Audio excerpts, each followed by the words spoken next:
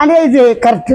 అప్పుడు సాంప్రదాయాలు, సిద్ధాంతాలు, నవీన సిద్ధాంతాలు, గత సిద్ధాంతాలు, పద్ధతులు, మార్గాలు అనుష్ఠానం చేయటం, సాధన చేయటం తప్పనిసరిగా అయింది. ఎందుకు తప్పనిసరి? ప్రతివాడు ఏదో పని చేయక తప్పదు.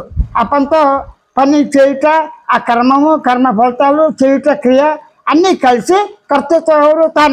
తానే పని చేస్తున్నాడు. నేను దేహమును, నా దేహం ద్వారా నేను దేహ సుఖానికి, దేహంలో ఉన్నటువంటి మనసుతో కూడినటువంటి ఇంద్రియాలకి, జ్ఞానేంద్రియ, కర్మేంద్రియ, ప్రాణేంద్రియాలతో కూడి ఉన్న ఈ దేహం తృప్తిపరచడానికి తను ఏదో పని చేస్తాడు. పనిచేసేది దేహం. దేహం తనకు తానుగా పనులు చేస్తుందా? మనసు ఉంటే చేస్తుందా? మనసు లేని దేహం చేస్తుందా? మీరు అనొచ్చు, మనసు లేనప్పుడు దేహం ఎలా చేస్తుందని. లేనప్పుడు చేస్తుంది. ప్రస్తుతం అది చెప్పన.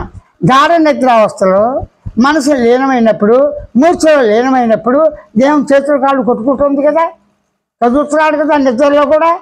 పైగా లోపల గుండె పనిచేయటం, ఊపిరితిత్తులు పనిచేయటం, అసలు కిడ్నీస్ పనిచేయటం, హార్ట్ పనిచేయటం, బ్లడ్ సర్క్యులేషన్, ఇవన్నీ సహజంగా జరుగుతున్నాయి కదా.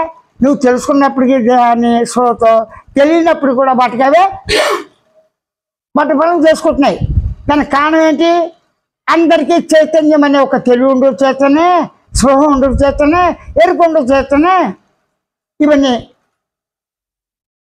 వాటి పనులు అవి చైతన్య సత్తాతో, శక్తి వల్ల చలనంతో వాటి పనులు అవి చేసుకుంటున్నాయి.